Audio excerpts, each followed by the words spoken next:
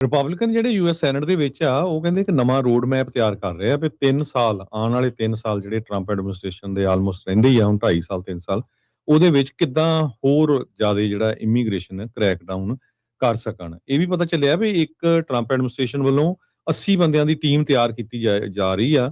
ਉਹ ਡੀਨੈਚੁਰਲਾਈਜੇਸ਼ਨ ਕਿਸ ਤਰ੍ਹਾਂ ਲੋਕਾਂ ਨੂੰ ਕਰਨਾ, ਜਿਹੜੇ ਆਲਰੇਡੀ ਸਿਟੀਜ਼ਨ ਬਣ ਗਏ ਆ ਉਹਨਾਂ ਨੂੰ ਕਿੱਦਾਂ ਕਰਨਾ, ਉਹਨਾਂ ਦਾ ਫਰਾਡ ਲੱਭ ਕੇ ਉਹਦੇ ਉੱਤੇ ਜਿਹੜਾ ਵਰਕਆਊਟ ਕਰੂਗੀ। ਸਪੀਕਰ ਮਾਈਕ ਜੌਨਸਨ ਜੋ ਲੂਜ਼ੀਆਨਾ ਦੇ ਆ ਉਹਨਾਂ ਨੇ ਪ੍ਰੈਸ ਕਾਨਫਰੰਸ ਦੇ ਦੌਰਾਨ ਦੱਸਿਆ ਵੀ ਮੈਂ ਮੇਕ ਸ਼ੋਰ ਕਰਨਾ ਚਾਹੁੰਦਾ ਵੀ ਇਮੀਗ੍ਰੇਸ਼ਨ ਕਸਟਮ ਇਨਫੋਰਸਮੈਂਟ ਵਾਲੇ ਤੇ ਬਾਰਡਰ ਪੈਟਰੋਲ ਵਾਲੇ ਜੋ ਉਹ ਪਿੱਛੇ ਨਾ ਰਹਿ ਜਾਣ ਤੇ ਉਹਨਾਂ ਦੀ ਜਿਹੜੀ ਫੰਡਿੰਗ ਜਲਦੀ ਤੋਂ ਜਲਦੀ ਕੀਤੀ ਜਾਵੇ। ਇਸ ਕਰਕੇ ਅਸੀਂ ਸੈਨੇਟ ਪਾਸਡ ਬਿੱਲ ਜਿਹੜਾ ਆ ਉਹ ਲੈ ਕੇ ਅੱਗੇ ਆ ਰਹੇ ਆ। ਉਹਦੇ ਵਿੱਚ ਬਹੁਤ ਸਾਰੇ ਲੋਕਾਂ ਦੇ ਕੰਸਰਨ ਵੀ ਹੈਗੇ ਆ। ਸੈਨੇਟ ਮੈਜੋਰਟੀ ਲੀਡਰ ਜੌਨ ਥੁਨੇ ਜੋ ਸਾਊਥ ਡਕੋਟਾ ਤੋਂ ਹੈਗੇ ਆ, ਉਹਨਾਂ ਨੇ ਇਹ ਕਿਹਾ ਆ ਵੀ ਰੈਗੂਲਰ ਡੀਐਚ ਫੰਡਿੰਗ ਜਿਹੜੀ ਆ ਉਹ ਹੋਣੀ ਚਾਹੀਦੀ ਆ, ਜੋ ਸੈਨੇਟ ਨੇ ਅਪਰੂਵ ਕਰ ਦਿੱਤੀ ਆ। ਜੀਓਪੀ ਬਜਟ ਰੈਜ਼ੋਲੂਸ਼ਨ ਜਿਹੜਾ ਇਹ ਇਸ ਵੀਕ ਕਹਿੰਦੇ ਪਾਸ ਹੋ ਸਕਦਾ ਹੈਗਾ ਆ। ਦੋਨੋਂ ਚੈਂਬਰ ਆਫ ਕਾਂਗਰਸ ਨੂੰ ਇਹ ਜਿਹੜਾ ਬਜਟ ਰੈਜ਼ੋਲੂਸ਼ਨ ਆ ਇਹ ਅਨਲੌਕ ਕਰਕੇ ਪਾਸ ਕਰ ਦੇਣਾ ਚਾਹੀਦਾ ਹੈਗਾ ਤੇ ਉਹਨਾਂ ਨੇ ਇਹ ਕਿਹਾ ਵੀ ਫੰਡਿੰਗ ਜਲਦੀ ਤੋਂ ਜਲਦੀ ਹੋਣੀ ਚਾਹੀਦੀ ਆ। ਤੇ ਅੱਗੇ ਜਾ ਕੇ ਉਹਨਾਂ ਨੇ ਕਿਹਾ ਵੀ ਸੈਨੇਟ ਜਿਹੜੀ ਆ ਉਹਨਾਂ ਨੂੰ ਐਕਚੁਅਲ ਰੀਕਨਸੀਲੀਏਸ਼ਨ ਜਿਹੜਾ ਬਿੱਲ ਹੈਗਾ ਆ ਅਕ੍ਰੋਸ ਦਾ ਫਲੋਰ ਉਹ ਲੈ ਕੇ ਆਉਣਾ ਚਾਹੀਦਾ ਹੈਗਾ ਤੇ ਉਸ ਨੂੰ ਪਾਸ ਕਰਾਉਣਾ ਚਾਹੀਦਾ ਹੈਗਾ ਆ। $70 ਬਿਲੀਅਨ ਇਮੀਗ੍ਰੇਸ਼ਨ ਇਨਫੋਰਸਮੈਂਟ ਦੇ ਲਈ ਜਿਹੜਾ ਦਿੱਤਾ ਜਾਊਗਾ ਉਹਦੇ ਤੇ ਰਿਪਬਲਿਕਨ ਜੋ ਆ ਉਹ ਵਰਕਆਊਟ ਕਰ ਰਹੇ ਹੈਗੇ ਆ। ਬਜਟ ਕਮੇਟੀ ਦੇ ਚੇਅਰਮੈਨ ਲਿੰਡਸੇ ਗ੍ਰਾਮ ਉਹਨਾਂ ਨੇ ਇੱਕ ਸਟੇਟਮੈਂਟ ਜਾਰੀ ਕੀਤੀ ਹੈਗੀ ਆ। ਕਹਿੰਦੇ ਵੀ ਬਾਰਡਰ ਪੈਟਰੋਲ ਤੇ ਆਈਸ ਨੂੰ 3.5 ਸਾਲ ਆਉਣ ਵਾਲੇ ਸਮੇਂ ਦੇ ਲਈ ਇੰਨੀ ਜ਼ਿਆਦਾ ਜਿਹੜੀ ਮਨੀ ਆ ਉਹ ਦਿੱਤੀ ਜਾਊਗੀ। ਬਹੁਤ ਸਾਰੇ ਲੋਕ ਜਿਹੜੇ ਕਹਿੰਦੇ ਸਿਟੀਜ਼ਨ ਬਣੇ ਹੈਗੇ ਆ ਬਾਈਡਨ ਐਡਮਿਨਿਸਟ੍ਰੇਸ਼ਨ ਦੇ ਦੌਰਾਨ, ਖਾਸ ਕਰਕੇ ਜਿਹੜੇ ਪੋਲੀਟੀਕਲ ਅਸਾਈਲਮ ਦੇ ਥਰੂ ਗ੍ਰੀਨ ਕਾਰਡ ਲੈ ਕੇ ਉਹਨਾਂ ਦੀ ਦੁਆਰਾ ਕੀ ਫਿਰ ਜਿਹੜੀ ਬੈਟਿੰਗ ਆ ਉਹ ਕਰਨ ਦੀ ਗੱਲ ਕਰ ਰਹੇ ਹੈਗੇ ਆ। ਸੋ ਅਮਰੀਕਨਸ ਕਹਿੰਦੇ ਵੀ ਜਾਣਨਾ ਚਾਹੁੰਦੇ ਆ ਵੀ ਜਿਹੜੇ ਰਿਪਬਲਿਕਨਸ ਆ ਉਹ ਕਿਸ ਤਰ੍ਹਾਂ ਫਾਈਟ ਕਰ ਰਹੇ ਹੈਗੇ ਆ ਗੈਸ ਦੀਆਂ ਕੀਮਤਾਂ ਨੂੰ ਥੱਲੇ ਲਿਜਾਣ ਲਈ, ਹੈਲਥ ਕੇਅਰ ਨੂੰ, ਗਰੋਸਰੀ, ਹਾਊਸਿੰਗ ਕੋਸਟ ਦੇ ਲਈ। ਉਹਦਾ ਸਾਰਾ ਕੁਝ ਆਪਾਂ ਦੇਖਿਆ ਹੀ ਹੈਗਾ ਕਿਉਂਕਿ ਹੁਣ ਨਵੰਬਰ ਦੇ ਵਿੱਚ ਮਿਡ ਟਰਮ ਇਲੈਕਸ਼ਨ ਆਣੀ ਹੈ। ਉਹਦੇ ਵਿੱਚ ਬਹੁਤ ਵੱਡਾ ਜਿਹੜਾ ਰਗੜਾ ਆ ਉਹ ਰਿਪਬਲਿਕਨ ਪਾਰਟੀ ਨੂੰ ਲੱਗ ਸਕਦਾ ਹੈ ਜੇ ਜਿਹੜੇ 3-4 ਇਸ਼ੂ ਆ ਉਹਨਾਂ ਦੇ ਉੱਤੇ ਨਾ ਵਰਕਆਊਟ ਕੀਤਾ ਆ। ਜਿਹੜੀ ਇਮੀਗ੍ਰੇਸ਼ਨ ਇਨਫੋਰਸਮੈਂਟ ਆ ਉਹਦੇ ਉੱਤੇ ਵੀ ਹੁਣ ਮੈਜੋਰਟੀ ਦੇ ਜਿਹੜੇ ਅਮਰੀਕਨਸ ਆ ਉਹ ਕਹਿ ਰਹੇ ਵੀ ਟਰੰਪ ਐਡਮਿਨਿਸਟ੍ਰੇਸ਼ਨ ਟੂ ਫਾਰ ਜਾ ਰਿਹਾ ਹੈਗਾ ਆ।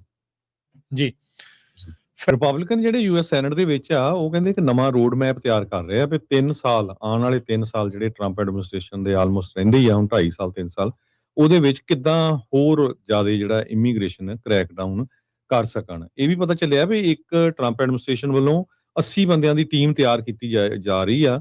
ਉਹ ਡੀਨੈਚੁਰਲਾਈਜੇਸ਼ਨ ਕਿਸ ਤਰ੍ਹਾਂ ਲੋਕਾਂ ਨੂੰ ਕਰਨਾ, ਜਿਹੜੇ ਆਲਰੇਡੀ ਸਿਟੀਜ਼ਨ ਬਣ ਗਏ ਆ ਉਹਨਾਂ ਨੂੰ ਕਿੱਦਾਂ ਕਰਨਾ, ਉਹਨਾਂ ਦਾ ਫਰਾਡ ਲੱਭ ਕੇ ਉਹਦੇ ਉੱਤੇ ਜਿਹੜਾ ਵਰਕਆਊਟ ਕਰੂਗੀ।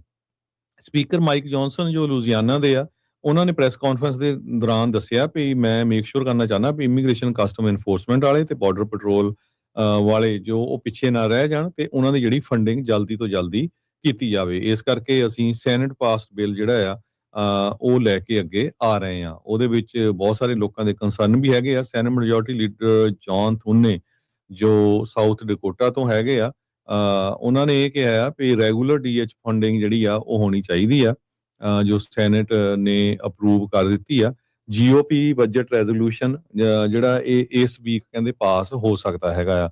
ਦੋਨੋਂ ਚੈਂਬਰ ਆਫ ਕਾਂਗਰਸ ਨੂੰ ਇਹ ਜਿਹੜਾ ਬਜਟ ਰੈਜ਼ੋਲੂਸ਼ਨ ਆ ਇਹ ਅਨਲੌਕ ਕਰਕੇ ਪਾਸ ਕਰ ਦੇਣਾ ਚਾਹੀਦਾ ਹੈਗਾ ਤੇ ਉਹਨਾਂ ਨੇ ਇਹ ਕਿਹਾ ਵੀ ਫੰਡਿੰਗ ਜਲਦੀ ਤੋਂ ਜਲਦੀ ਹੋਣੀ ਚਾਹੀਦੀ ਆ।